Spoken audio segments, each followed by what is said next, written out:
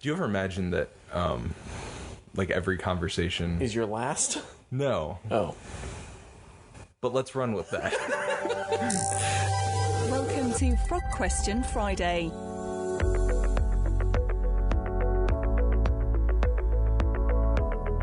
I have a friend named Myron who treats every time he says goodbye to someone as if it was the last time he was going to see them, and so he never says goodbye.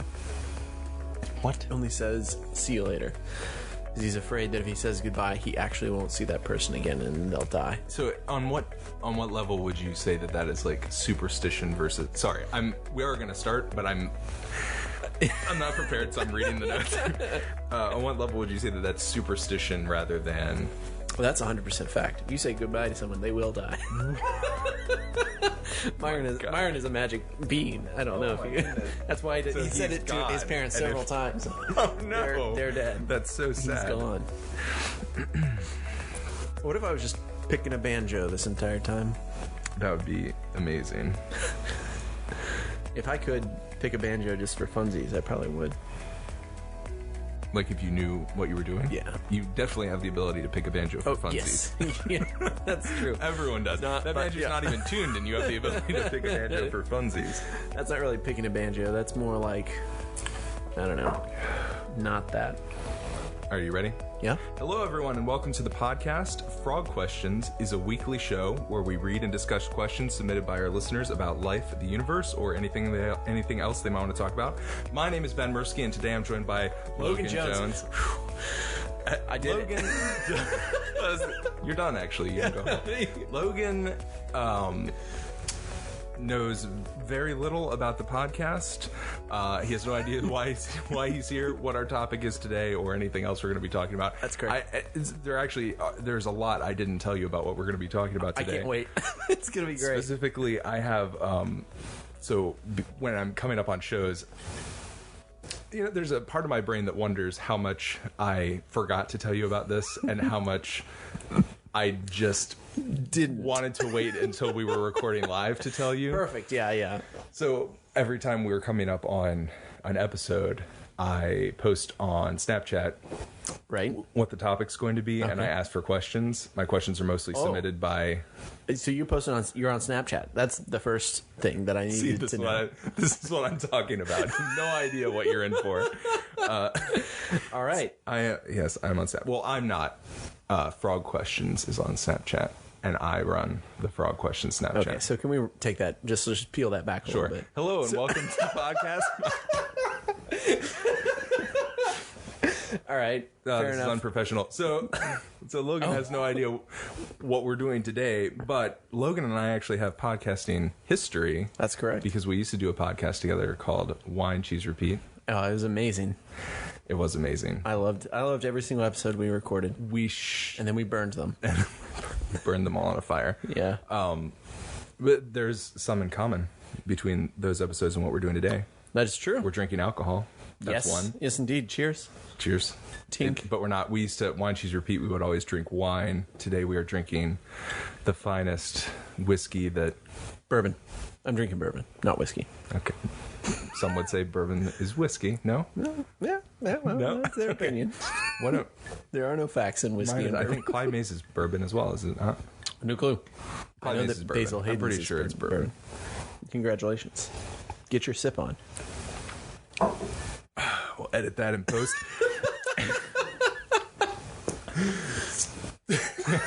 You can't. So our topic for today is digital media and how it influences human development. Sure. So there's the reason that I asked Logan to do this episode with me is, well, first of all, we've done podcasts before, and I know that he is entertaining. It's the only compliment you're getting today. That's for the listener. Logan and I also disagree on almost everything that we talk about, so that's makes for interesting conversations. True. It's absolutely true. Name one thing we've agreed on. This right here. False. I disagree. We're currently disagreeing. Couldn't agree more. I couldn't agree more. the other reason I asked him to come on is that Logan's career choice is, and correct me if I'm wrong here, your title is professional nerd. That is what is on my resume, I believe. Yeah. Logan is, if you follow Logan on Twitter, which I do. Yep. Logan, you will understand almost nothing that he tweets, but I do make fun of everything that is he true. tweets. Yeah, I reply to most of your tweets, and I rarely know what they mean. Most of the people that reply to my tweets are Ben. You just got back from a PyCon. Yeah, Cleveland. I didn't even know what it was called. How was that? It was amazing. It was a pretty interesting conference. I was there for 4 or 5 days. Super interesting. There were a bunch of good talks. Met some really great people. Highly recommend, if you're into Python, then that you go. So Python, that's not the snake. No, it's not the snake. It's the programming language. But it was a lot of fun. They had a day where you got to do these things called sprints, which is basically you get to get together with the community and write software that the rest of the community uses, called open source software. So we were contributing to some open source projects. It's pretty sweet. That is so nerd. God, I fell asleep while you were talking. Ben, that was the worst. Quick, wake up, Ben. All right, so I heard a story recently, and it wasn't a story. It wasn't even an anecdote. Oh. But I want to share it with you, and I want to hear your thoughts just in general. The idea of how digital media is going to influence the future of humanity, I think, is pretty interesting. Mm-hmm. And I think along with that topic comes a lot of moral questions. But this one is pretty straightforward. And this little anecdote is that keys to cars nowadays really aren't keys anymore, but they're designed to look like keys. So I'm talking about these fob things. Sure. Some of them actually do have keys in them in case the batteries break or whatever. But you have this thing hanging on your keychain that just opens the car door when you get close to it. Correct. So you walk up to the car door opens, you get in, you push a button, and your car starts. And the reason all of this works is that this thing that we're calling a key is with you. But they actually stopped being keys. Not that long ago, but they're not keys anymore. They're designed to look like car keys, but they aren't keys. They are keys. Well, they're keys in the sense that they open the door. Depends how you define key, I guess. But they're not physical keys. You don't. Let me put it this way: people. We're already disagreeing. People love Get Out. I think people. You're in the middle of an anecdote. I was in the middle of an anecdote. You couldn't let me finish. People above a certain age, and I actually would say that you and I are probably above this age. Mm-hmm. Do you have one of these or no? No. Okay. I have a 2002 Honda Accord. The next car you buy is going to have one, right? Yes, hopefully. So, they all have them now, I think, mostly, right? Yeah. So the crazy thing for me is that, my car has a regular old key. My wife, Jen, drives a car that has one of these newfangled devices. The thing I find myself doing is when I borrow her car to go to the grocery store, do you need to stop and make fun of me? I just don't like that you said newfangled devices. Devices. You're not that old. I'm a 90-year-old tortoise. You're in your infancy then. Oh my God. How long do tortoises actually live? I'm pretty sure they live into the hundreds of years. Okay. So when I'm borrowing my wife's car and I'm using this newfangled... You can edit that out in post, right? ...device, of course. As I'm walking up to the car door, I reach in my pocket and pull out the keychain, and I find this thing that I have no reason to be touching, and I hold it out like I'm going to open the car door, and then I think, oh, okay, wait, the car door just opens on its own. So I get in, and then I still have it in my hand because I need it to start the car, but then I don't need it to start the car. And in actuality, I never need to touch this thing. I never actually need to use it.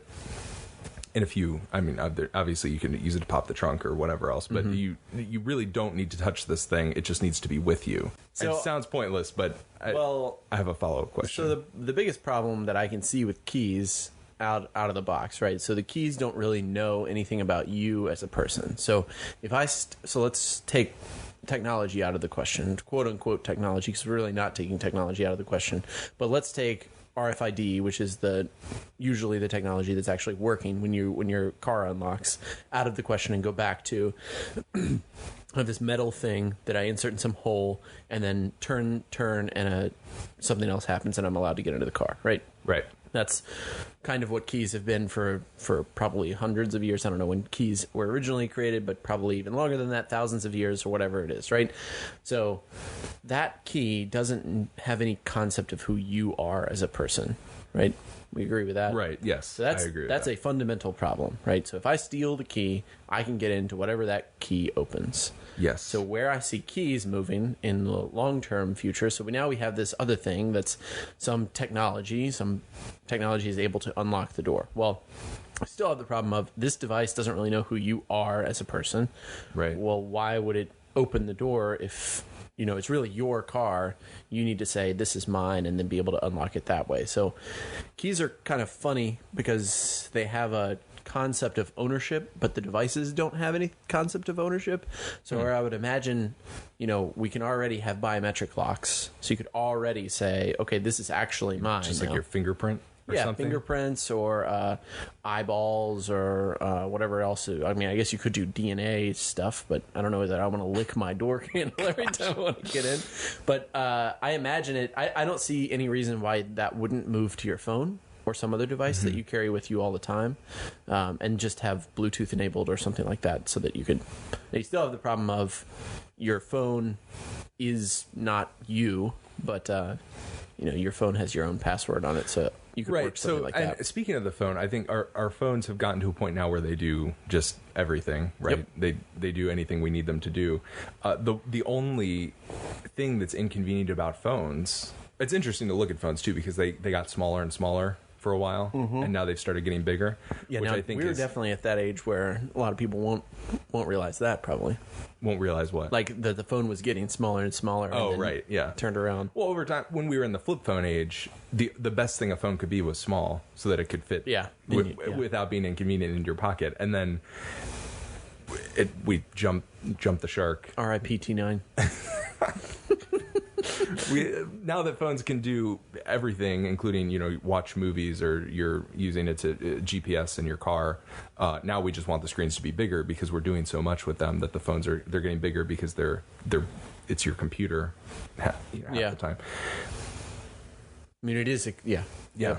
But the same way that I think we see keys moving from being this awkward thing on a keychain to being something maybe like you said, in your phone or something biometric. Do you think we could see the same move with a phone, where the most inconvenient thing about phones now is the fact that you could lose them or forget them, or you have to hold them to use them?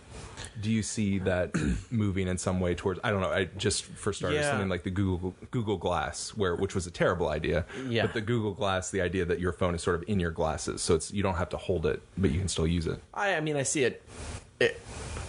Yes, we could move there. It is a difficult move because there's a lot of stuff that's nice about the phone. The fact that it is a device, and the fact that you can replace the device, is pretty nice.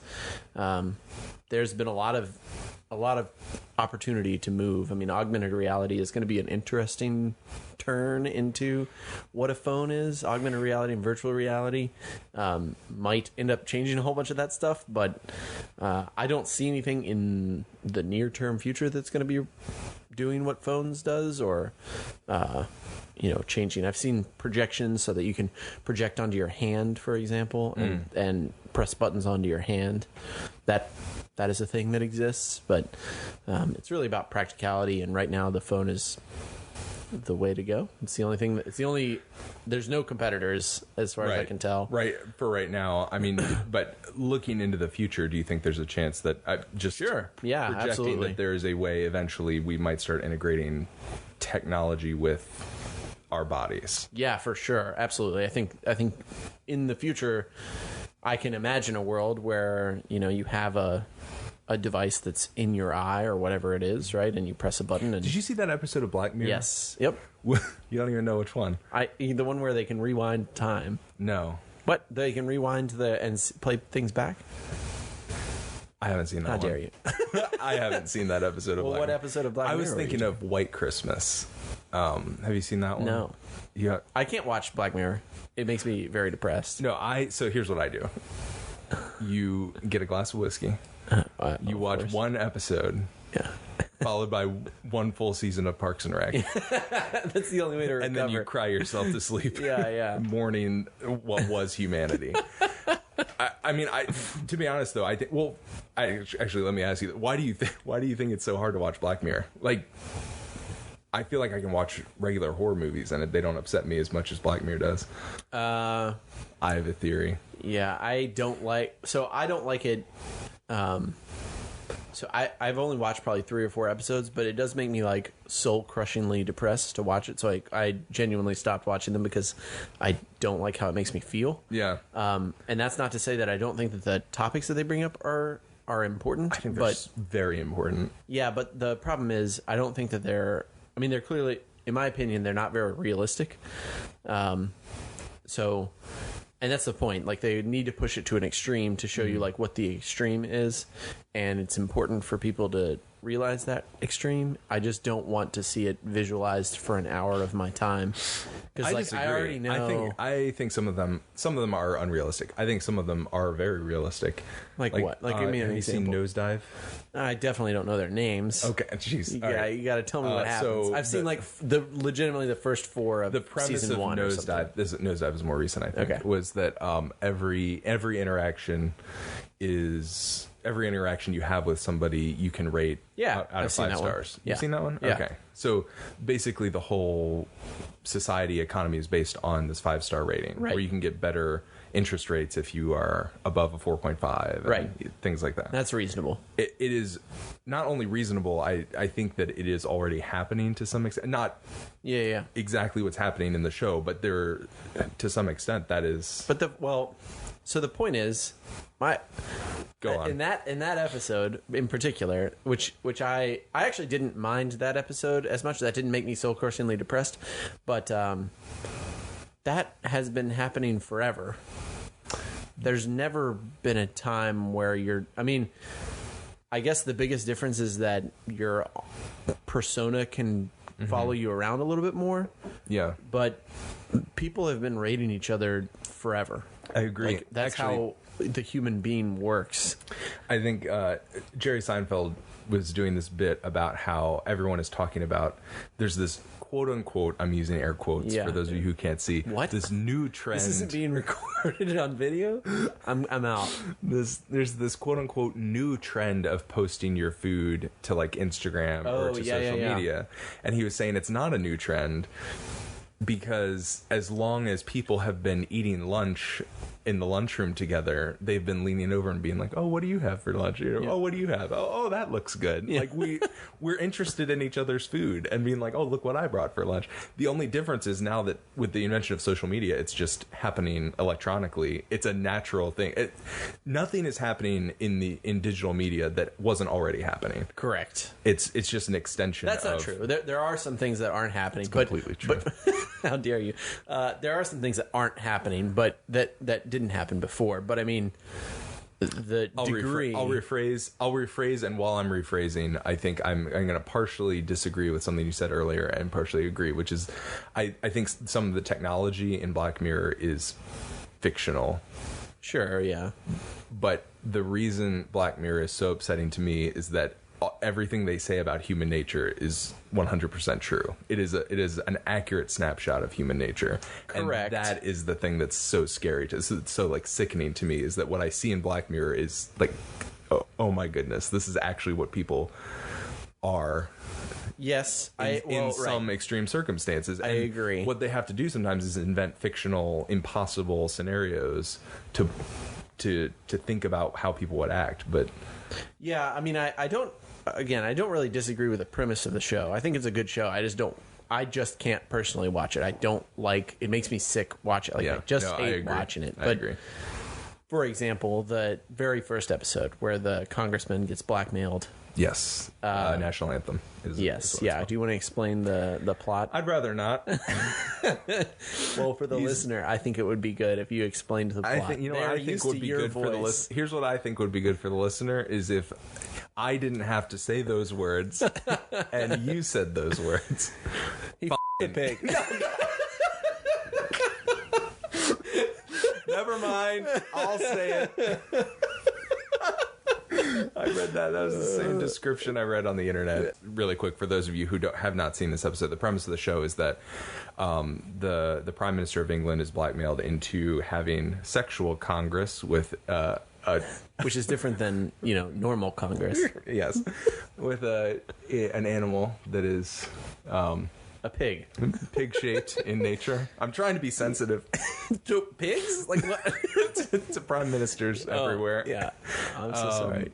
And so part of without, I suppose, giving away too much of the plot, part of the plan of the person who had orchestrated all of this was to get everyone inside watching TV because they were going to stream this horrible thing that was going to happen. I don't, just to your point, I don't think we've ever had what do we have, like the Super Bowl or something that everyone seems to tune in for. We've never had something where live streamed a world leader is going to do something unthinkable, right, and disgusting. And the point is, well, one of the points of the episode, I think, is that human beings can't help but watch something that is disgusting, and I disagree. I think they made the same point in it. There's another Untraceable, I think it was a horror movie where the serial killer abducted people. Oh, yeah. I remember that. There was a website. Yep. And the more people who tuned in to watch, the quicker the person Helen got Hunt killed. was in that? Or no, it was someone else. I forgot her name. Sorry, lady. Jodie Foster. Was it Jodie Foster? Yep. No, you're thinking of Silence of the Lambs. You better leave that in. Okay.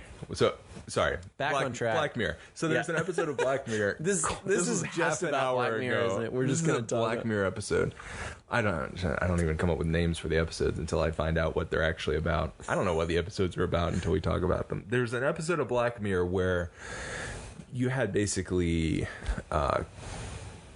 it was cameras in your eyes. I think they repeat a lot of the same technology there, because I've seen this in multiple episodes. But there's this little, very small remote control you hold in your hand with like a spin wheel and a center push button, and in your eyes, overlaid on your eyesight, you could do things like take pictures. So you just push a button to take a picture of what you're looking at.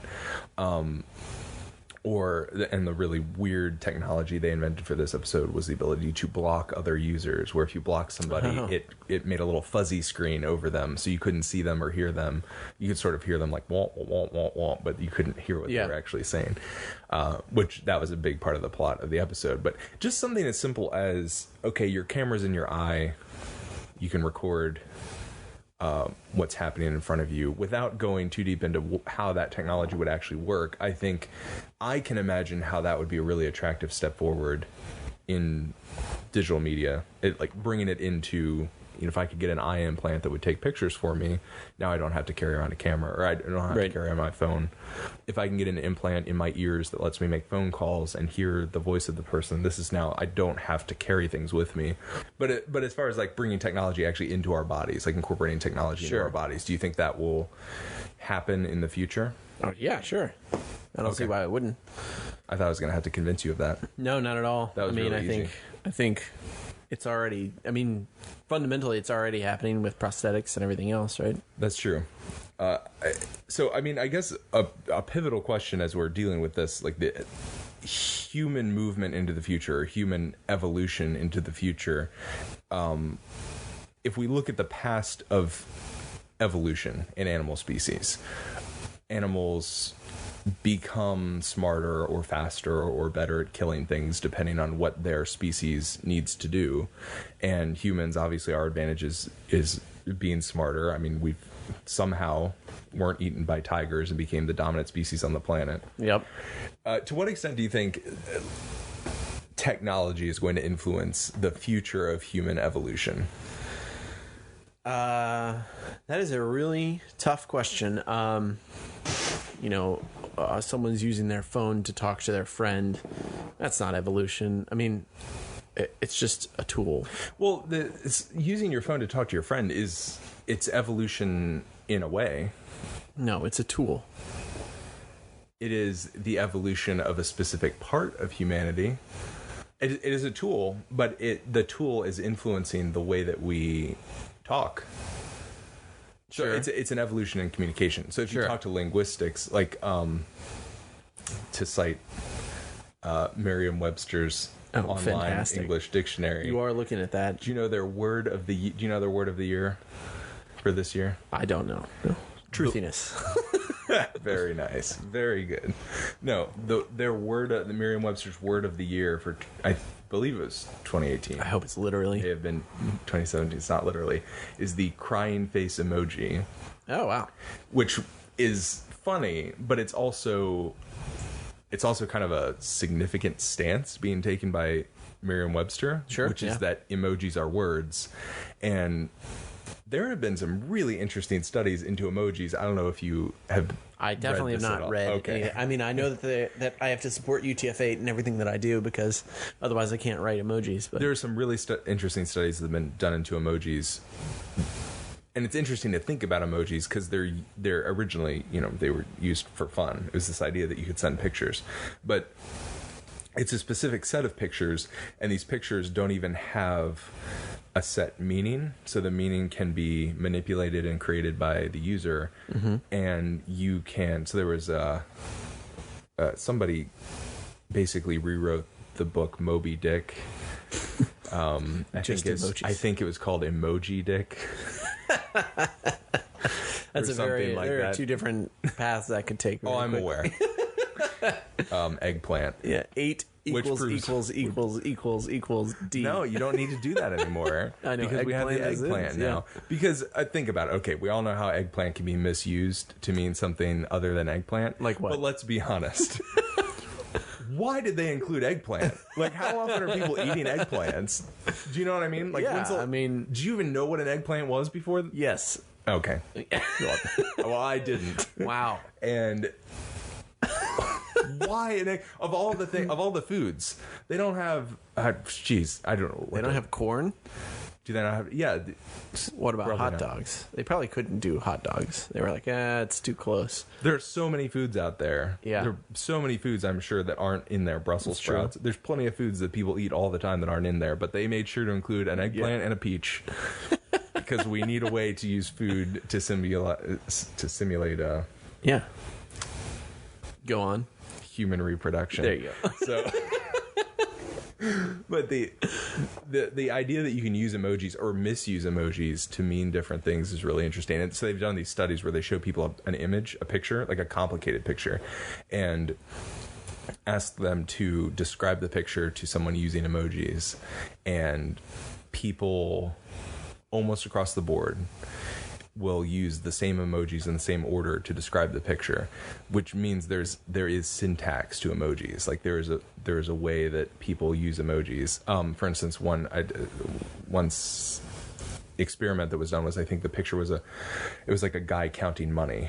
Mm-hmm. So everyone used a man and then money, like a Right. little emoji man and an emoji money. Nobody uses money and then man, because to the syntax of emojis, apparently there's this sort of I think it's called like an agent or object relationship, where the first emoji you use is the object, or the agent, the actor. Absolutely love to go back to 8th grade English class and just learn about emojis. Yeah, well, it's interesting, and it's something. This is also interesting to me. It's not. We don't talk about this in any official capacity. Yeah. English classes don't cover emojis, so the grammar and the syntax and everything about them is being figured out by people using them. Right. So sorry. To what you said was, people are using them to talk to each other. And that's Yes. it for right now. But I think, yes, they're tools for right now, but digital media is influencing language, I think. Oh, absolutely. I won't disagree with that at all. I mean, that has been the case forever. I mean, we've always been using technology to guide how we speak to one another. That's a common trait, and a lot of times when I think about this, I go back to, so I have this like very deep-seated ideal that technology is good. I'm just going to say that. out Great. loud. Here Yeah. we go. Yeah. And this is where it starts. So when I start thinking about, all the negative side effects of technology, because I do believe that there are actually negative side effects of technology, I start thinking like, okay, well, what about when we didn't know anything? So let's go back to a time where human beings couldn't speak, right? Or we hadn't developed a language yet. Okay. What were we doing? Like, we were still communicating. Clearly, we must know. You're like pointing and grunting. Right. Pointing, grunting. We were reading facial, features to see what's the mood of this person, that type of stuff, right? Yeah. That stuff objectively happened. When language is invented, the need for reading someone's facial features is lessened inherently. Oh, that's interesting. Because I can hear what you're saying, I can understand and comprehend what you're saying, and I don't need you to express very clearly how you're feeling through your face. That's I don't really need to read the interesting to me. nuance. Okay. You can tell me more about what you're thinking, right? So that is an objective thing. The better we are... Yeah, okay. I get it. Yeah, the better we are at expressing ourselves verbally, the worse we get at expressing ourselves. Exactly. So I see no difference between that and emojis. So emojis, texting especially, but people were really, really uptight about texting and instant messaging when it first came out and saying, oh, it's going to destroy people and people don't know how to communicate anymore. But the fact is, people know how to communicate. Especially, I can't stand it when people say teenagers these days and then insert some statement here. I hate that. That drives me absolutely insane. Sure. I'm like, human beings haven't evolved that much over the last 2,000 years.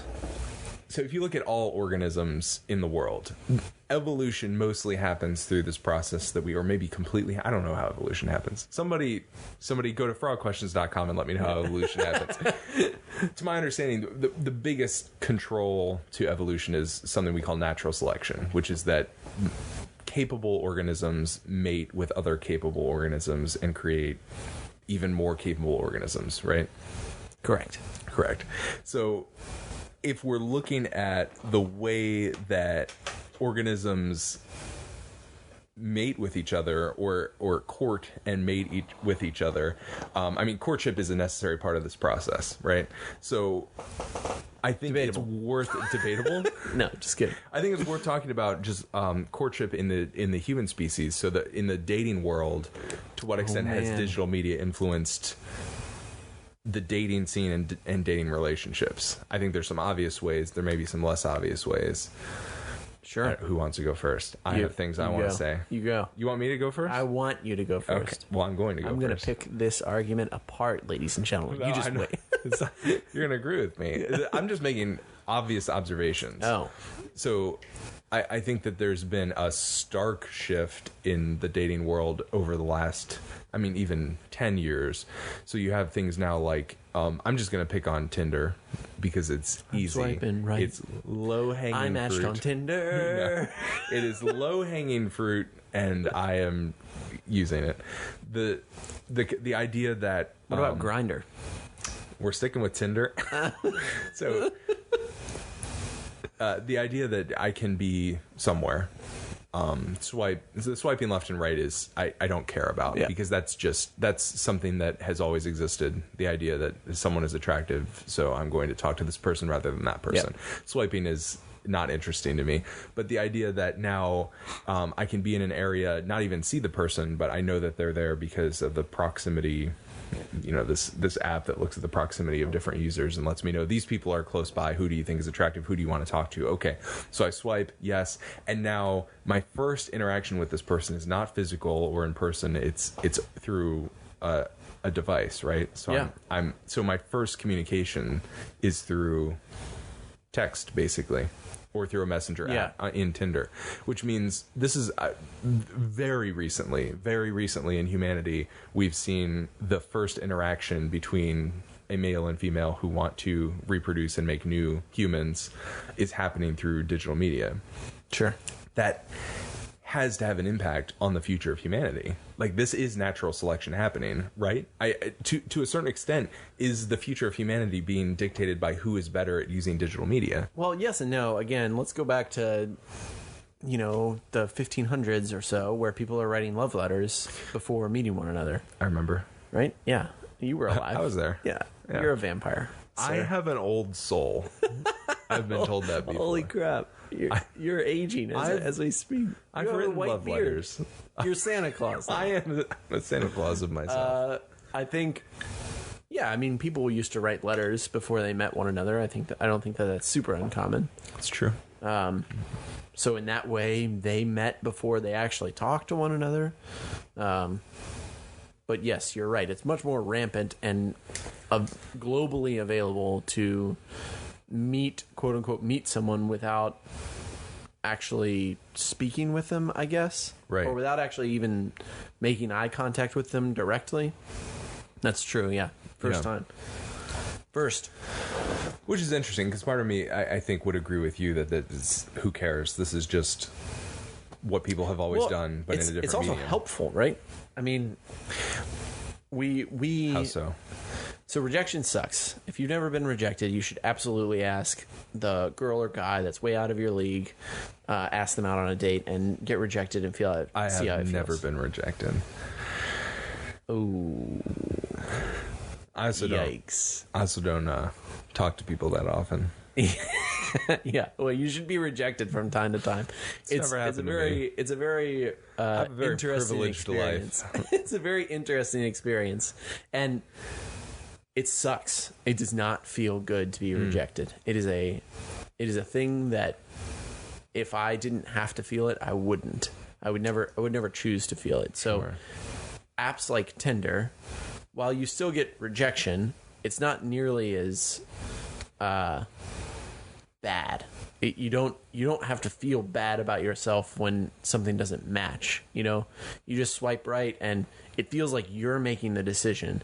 But if you don't get that match thing, technically that's a rejection, but it doesn't feel that way to you as a user of the technically application. you're being rejected by hundreds of people a minute, probably, right? Yeah, right? Right. Well, probably. You don't really know that, You that don't you're know. being... But a lot of people use Tinder. A lot of people are being exposed to your picture. Yes, yeah. There's probably also a lot of people swiping right on you who you're not swiping right on. Correct. And Which means that...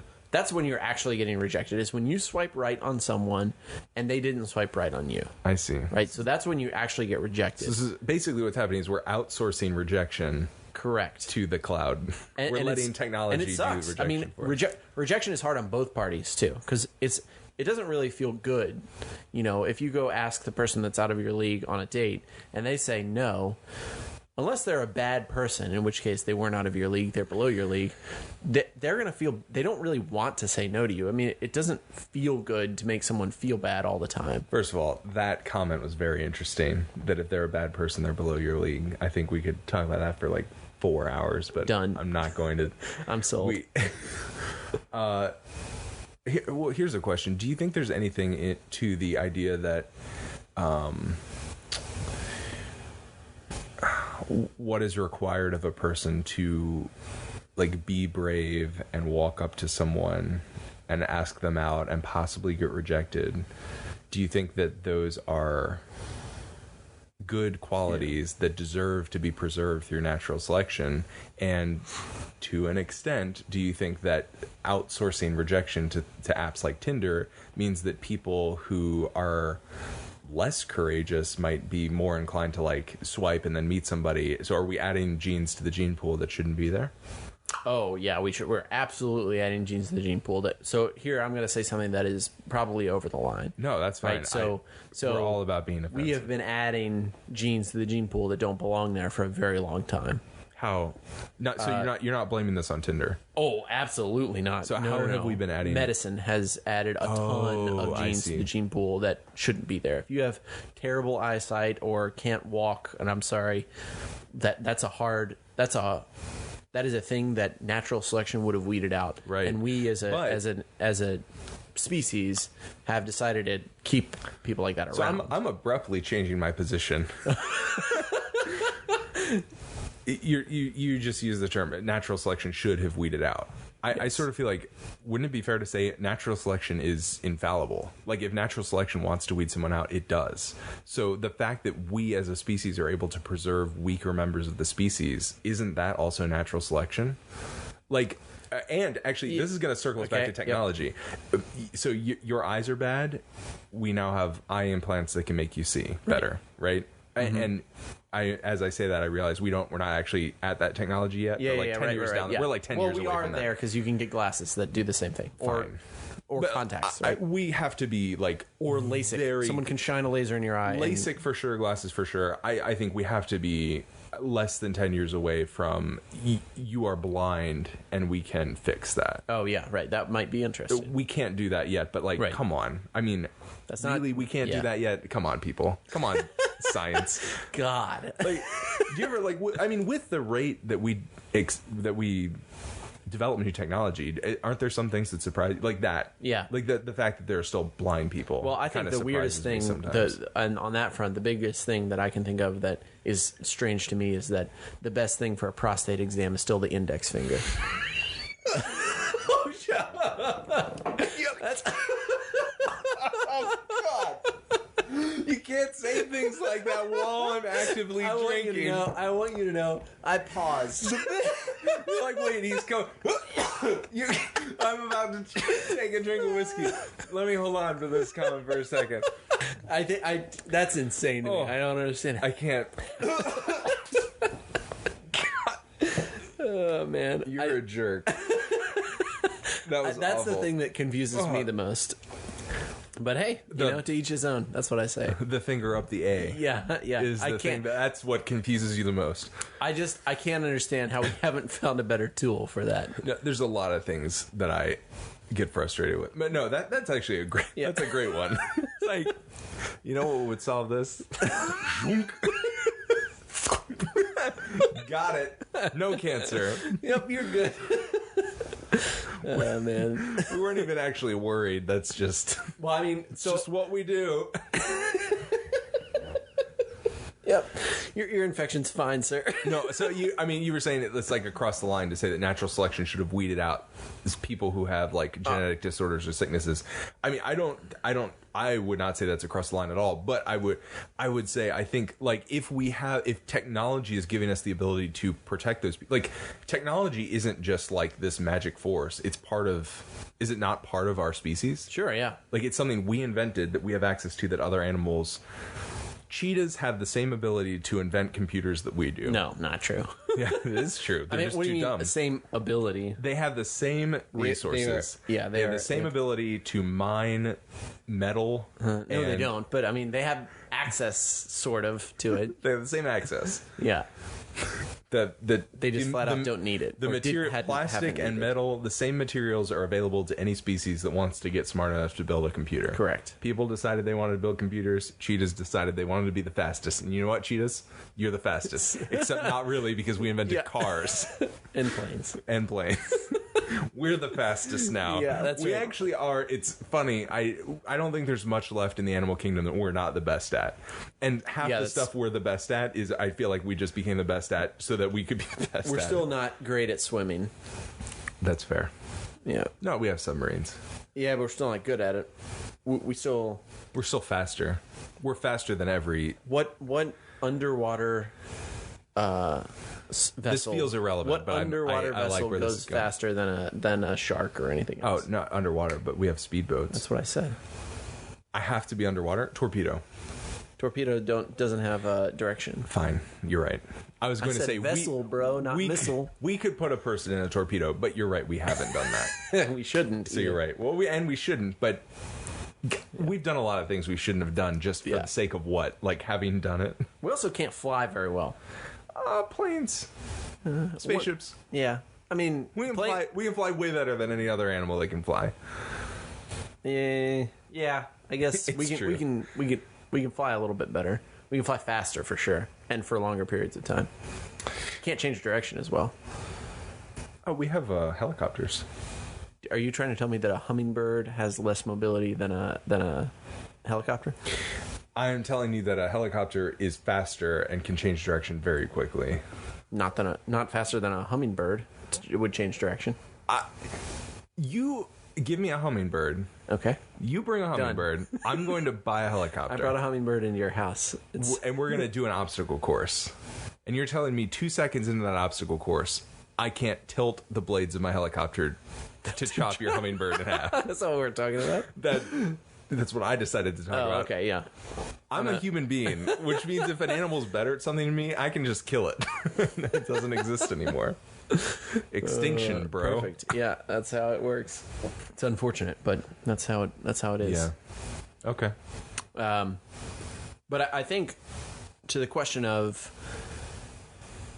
are we losing out on traits that are good by a technology like Tinder, right? Are we losing out on being able to go up and talk to someone? Sure.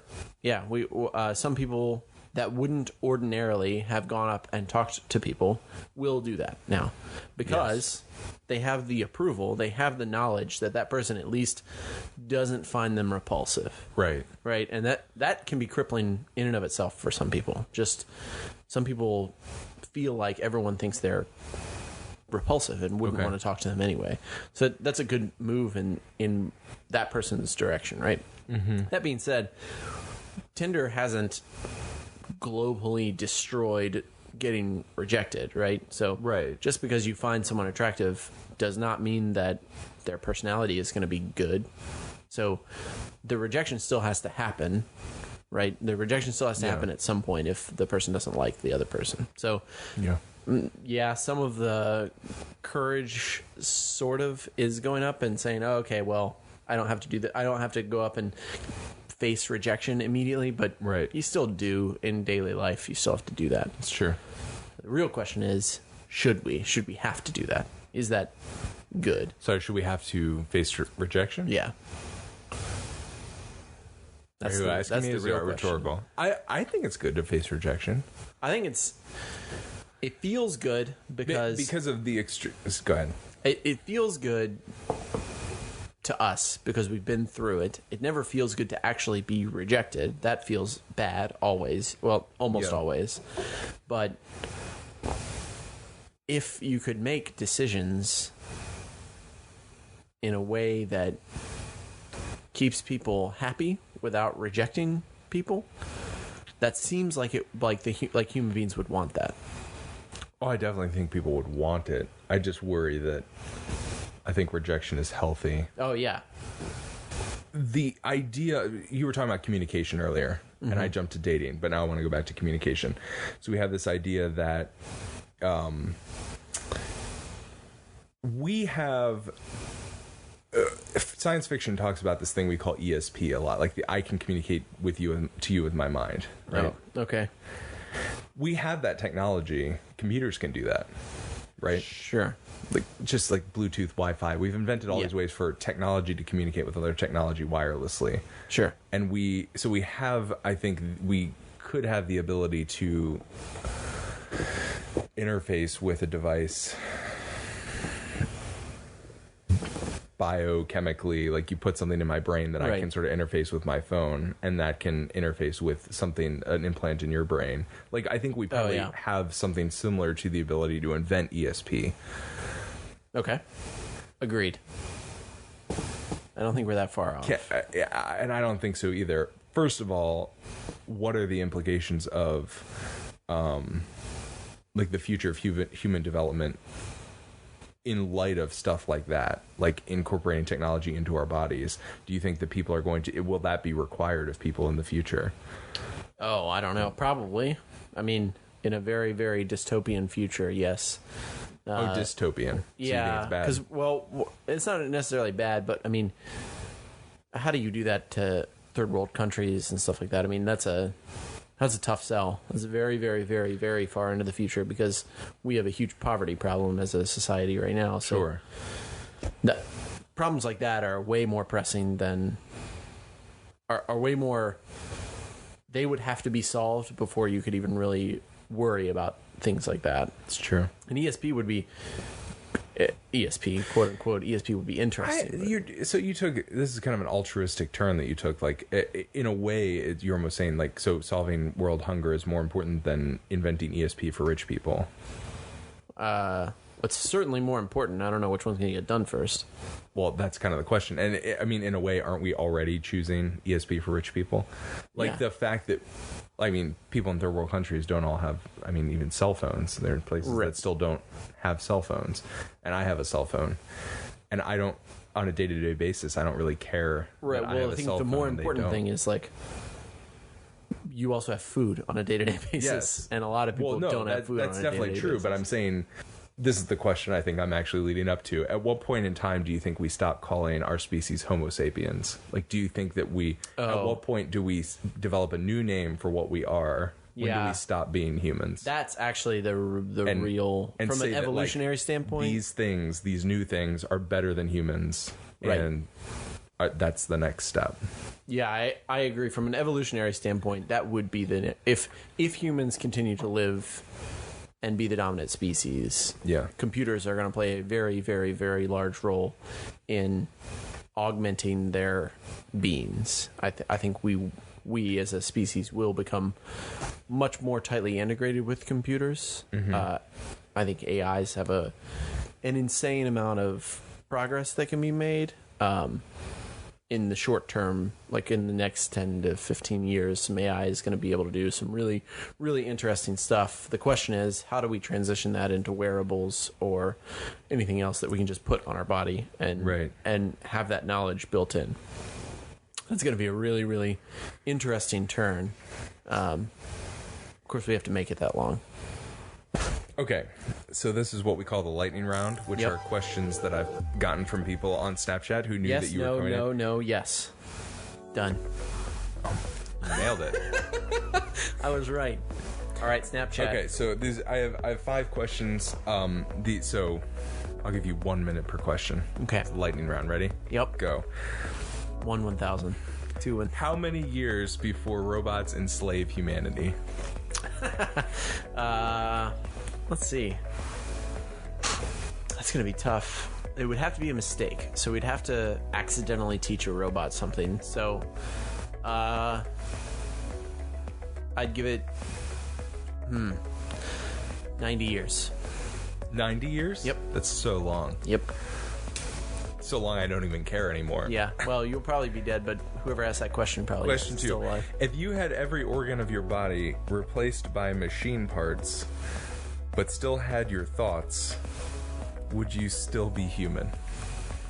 That's like the boat question. I have issues There's a famous boat question where you take a boat and you sail it across the Atlantic, and as the boat is going, it's breaking down, and you replace things on the boat as it goes across the Atlantic. And I can't remember the name. This is a very famous thing, philosophical thing.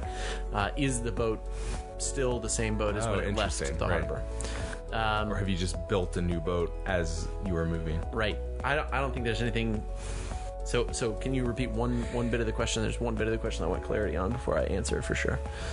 Which bit? Just say the whole question. The whole thing, yeah. If you had every organ of your body replaced by machine parts, but still had your thoughts, would you still be human? I don't know what it means to have my own thoughts, but yes, you would still be quote unquote human, I guess. That's actually, I think, a significant answer. So what you're saying is what makes a person human is their well, that's what that person is saying, is their consciousness is what makes them human. The implication that, like, you still have your own thoughts attributes some knowledge to your consciousness, and I think that if a perfect replica of what I think is, so the brain would be one of my organs that got replaced, I assume. Sure, I guess. So that would, I would be the same person. I think this question is stupid, but I think your answer opens up a whole can of worms that I'd love to talk about. The real question is, do I keep my memories? Because if I don't keep my memories, I think the premise here is every physical part of your body is gone, but you still have your memories and your still thoughts. Human. Yeah. Wow. I'm not a Homo sapien. I'm not a Homo sapien. I'm still the same entity, though. Oh, okay. So that's a different answer. Yeah, right. Yeah. I'm not a Homo sapien anymore. If I replace my things with machine parts, not a mammal, therefore not the same thing. Out of time. Third question. Shit. If you could freeze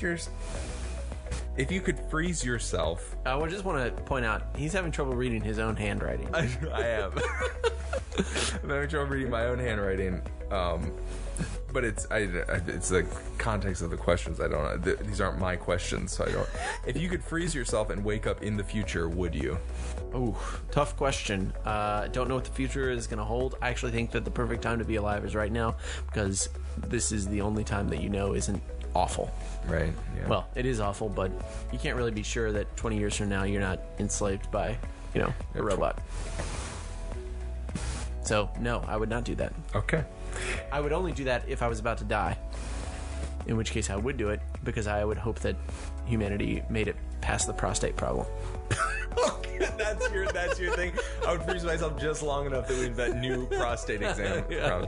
Okay, question 4. Laurel or Yanny? Oh, God. I'm so glad I've heard of this, because otherwise I'd be like, what are you talking about? Doesn't matter. It depends on the microphone, actually. It has a lot more to do with the device that it's playing out of than it is how you hear it. So if it's the speakers that it's... Yeah, if you look at the spectrogram, actually, it's not a human voice, so clearly someone has overlapped Laurel and Yanny at the same time, and so it matters a lot more what register, what hertz level your speakers are playing out of. So higher hertz levels will hear Yanny, Laurel, lower ones will hear Laurel. So Yanny is what I heard, incidentally. Oh, okay. Was that more detailed than you were expecting? That was way more detailed than I was expecting. Most people are just like, it's Laurel. F you, it's Yanny. What is the... People can be very ignorant to each other. What is the best name for a robot butler? Thank you, Snapchat. Question. This is the question we're ending on. Who was that from? Can you give a shout out to them? No, I don't. It's too bad. What is the best? This isn't actually directly from Snapchat. I post on Snapchat. The questions come through my website, so it's anonymous. Okay. Oh, it's anonymous. Okay. Yeah. What's the best robot butler name? What's the best name for a robot butler? Geraldo. No, that's racist. No? Why is it racist? You can't tell me why that's racist without being racist. I know. That's why it's racist. Mr. Roboto. Because I could say, Mr. Roboto. Domo arigato, Mr. Roboto. Very over nice. and over and over again. Very... That's a Styx reference, by the way. Very few people listening right now are going to get that. They're just going to be like, that was a dumb answer. Yeah. Sorry, I don't have anything better. Well, that's my last question. All right. And that is going to conclude our show, and you have to go anyway. Yep. Logan, can I come back? Thank you for joining us. I would love to have you back. Actually, there were 3 things you said today that I feel like we could do a whole show on. Excellent. Would you come back and talk to us about specifically... Only if the ratings are good. The ratings are good. I'll let you know how the ratings are. For any of you who are listening right now, if anyone is listening and they're interested in Python or other nerdy stuff, and they are interested in following you on social media, are there ways that they can do that? Absolutely. At Logan Asher Jones on Twitter. And I will warn you, don't follow that username unless you're interested in Python. Yeah, it is a very... He is very into Python. Well, any programming, you should follow me on if you're into programming. If you're into programming or into me trolling Logan, you can follow that's true too. Twitter. And actually, if you're trying to learn programming, I stream sometimes on Twitch. I'm going to start doing something on Twitch called... I'm just going to do newbie Fridays or newbie whatever days I'm doing it. Okay. Anyone can tune in and ask some basic questions about programming. And if I'm interested in doing that, how do I find your Twitch? Twitch.tv/Logan Asher Jones also. Logan. And I'll also tweet it, so you can follow my Twitter. Okay, same Twitter. What was that Twitter one more time? Logan Asher Jones. That's my entire name. LoganAsherJones. Logan Asher Jones. Thanks, Mom. I love you. Okay, and if you would like to see any photos from this show or stay up to date on Frog Questions General, you can follow us on Facebook, Twitter, Instagram, or Snapchat. That's at Frog Questions. If you have a comment on today's show or you would like to submit a question of your own, you can visit frogquestions.com. We will see you next week. Thanks, guys. And girls. No. Cut that last part out. You made it the whole show without being sexist. You had to get sexist right at the end. Thank you for listening. Don't forget to subscribe to Frog Questions wherever you get your podcasts so that you never miss an episode. For more information or to ask a question of your own, please visit frogquestions.com.